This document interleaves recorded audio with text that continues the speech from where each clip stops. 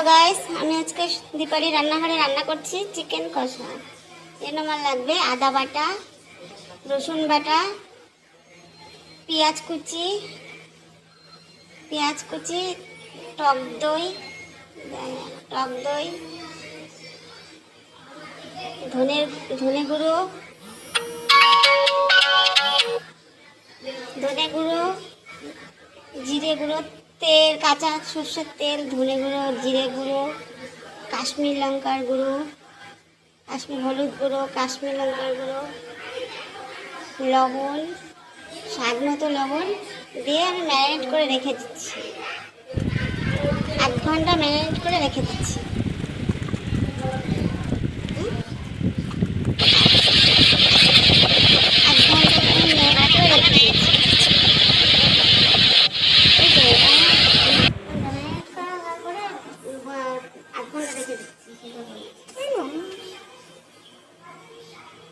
এবার আমাদের 8 ঘন্টা হয়ে গেছে। এবার আমি কড়াই বসালাম। কড়াই গরম হয়ে গেছে, তেল দিলাম, তেল দিচ্ছি, তারপরে দিচ্ছি জিরে, তেজপাতা, দুটো গরম এলাচ, লবঙ্গ, দারচিনি, তারপর দিয়ে দিচ্ছি একটু চিনি, তারপরে দিয়ে দিচ্ছি চিনি। পেঁয়াজটা ভাজা হয়ে গেছে, এবার দিচ্ছি টমেটো বাটা। মশলা কষানো হয়ে গেছে, এবার দিয়ে দিচ্ছি আমরা মাংস। এবার আমি মাংসটা দিয়ে দিচ্ছি। মাংসটা দিয়ে এবার কষিয়ে নিচ্ছি আমি। এবার হয়ে গেছে কষানো।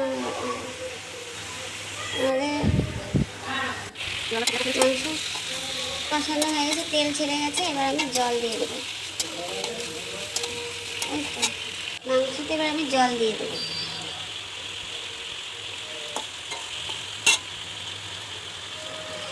জলটা এবার একটু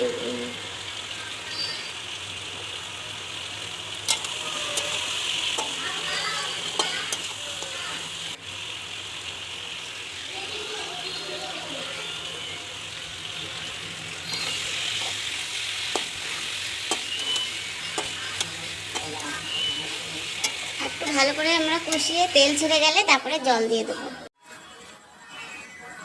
এবার আমরা ভালো করে কষাচ্ছি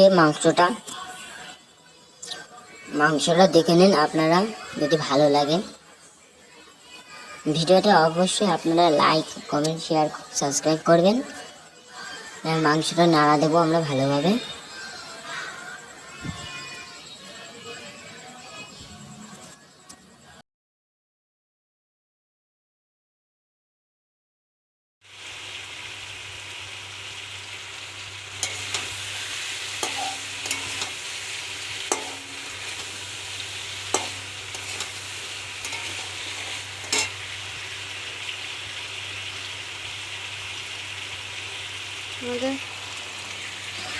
এবার মাংসের মধ্যে একটু জল দেব।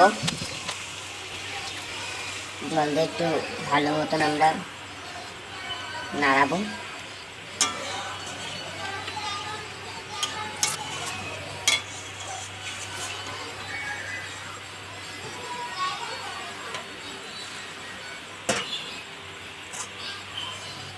এবার একটু জল দেবো। জল দিয়ে 10 মিনিট ঢাকা।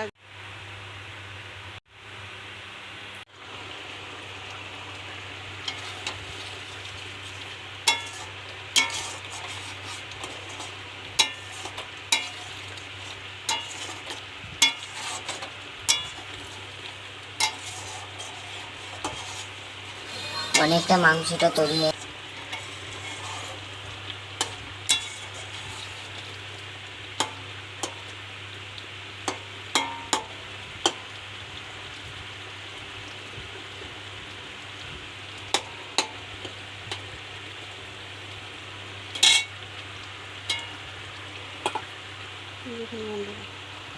সুন্দর কালার এসছে।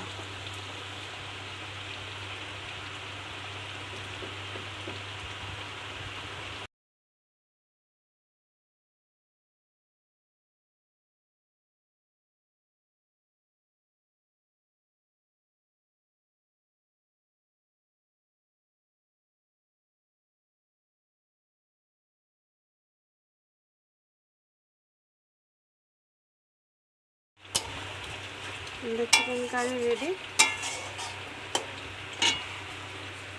এবার দিয়ে দেবো একটু সানরাইজের শাহি গরম মশলা। সানরাইজের শাহি গরম মশলা।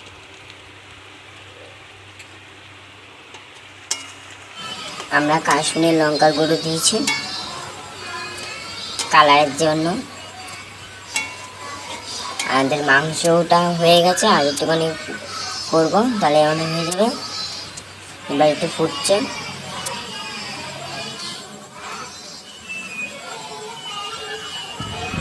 আমাদের মাংস তৈরি হয়ে গেছে। যদি ভালো লাগে তোমরা লাইক, সাবস্ক্রাইব, শেয়ার করে দেবেন।